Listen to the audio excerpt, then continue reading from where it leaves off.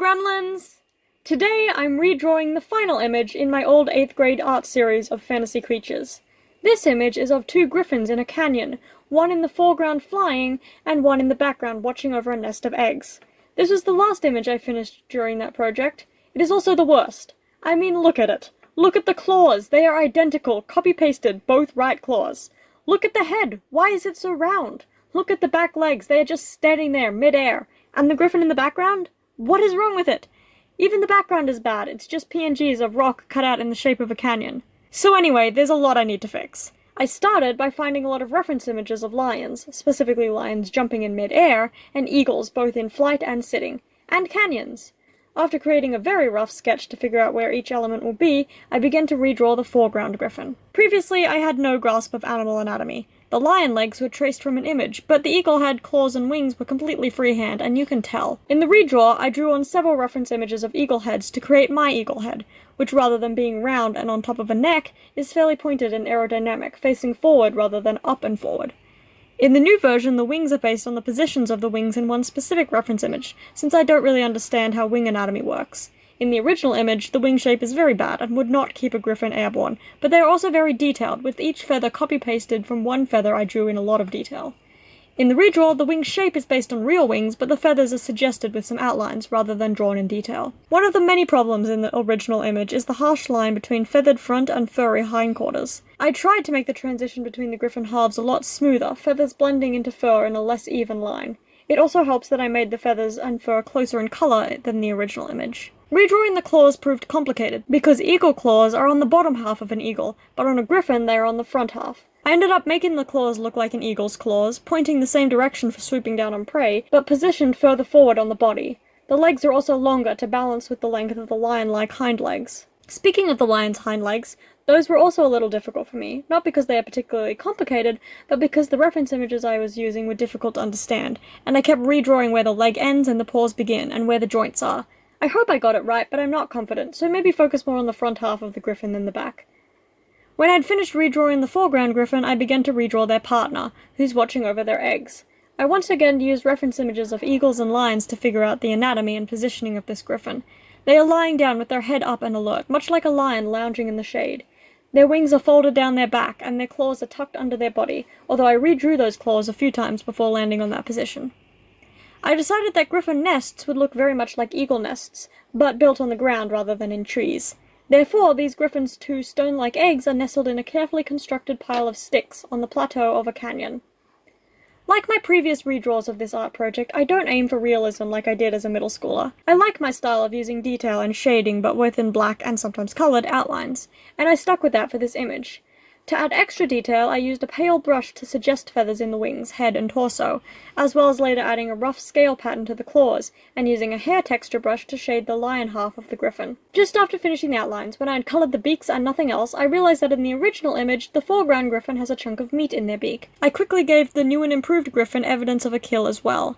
This carry-on still has some skin, showing that it is an animal the griffin either killed or scavenged. Most likely it would be scavenged, as if the griffin had a kill, they would probably be carrying the whole carcass back to their partner. If I had remembered the meat when first sketching this, I might have given the griffin a rabbit, or for the sake of fantasy, a jackalope, but I added the meat too late to change the image that much. Moving on from the griffin's meager meal, I continued the coloring process with the eyes, claws, and feathers. Finally, I colored the hindquarters. The feathers are a creamy beige and the fur is a darker tan, but they are similar colors to blend into each other, unlike the original with fully white feathers and tan legs that do not work well together. After finishing the flat colors of the griffins and nest, I began to draw the background. Previously, I found stone textures online and colored them for my background. Now I know how to draw those textures for myself, with the help of some specialized brushes. I worked on the background twice during this drawing. First I drew all the shapes and added some simple sedimentary banding. Later I'll come back to the background to add more texture, details, and shadows. For now, as I draw the background and begin to shade the griffins, let me tell you about the griffin lore I made up as a child. First of all, griffins are my favorite fantasy creature, and have been since I was fairly young and first learned of their existence in mythology. Griffins don't only feature as one of the animals in my made-up world, Fairyland, as their national animal no less, but in another game I played as a slightly older child, where I pretended to work at an organization that rescues and rehabilitates mythological creatures. Stay tuned to learn more about that imaginary world soon. In Fairyland, griffins live in mountains, deserts, and arid landscapes. Most of the griffin population lives in the Phoenix Desert, while some live on the mountain Griffin Crag. Griffins are usually wild animals and can be dangerous, especially if they feel threatened, are injured, or their children are in danger.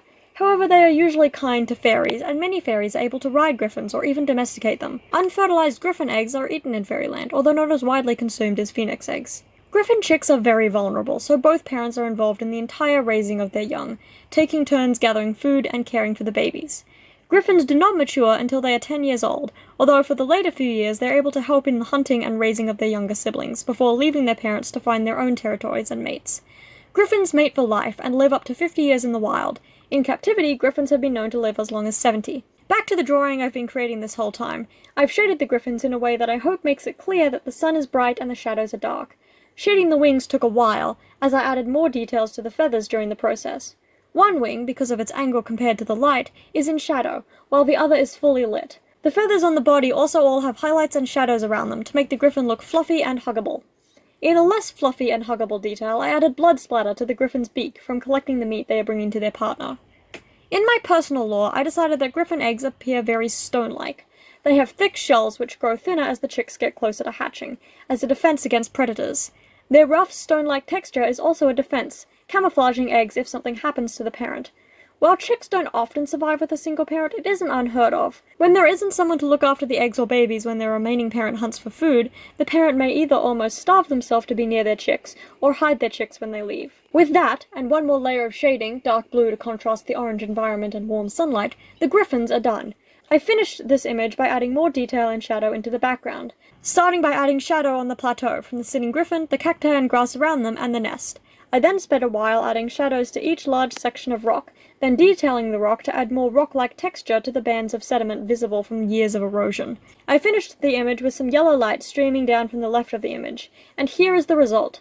I'm really happy with how I improved this train wreck of a starting image, and overall how I've redrawn this 5-year-old art project with all the skills I've gained in that time. Here are all 3 images from this series in their redrawn form. I won't say these are their final forms. Who knows what will happen 5 years in the future, but as of now, I'm happy with these. Thank you for coming along with me on my journey of revisiting old art and improving it. Stay tuned for more Griffin-related content soon, now that I've figured out how to draw griffins. Until next time, bye!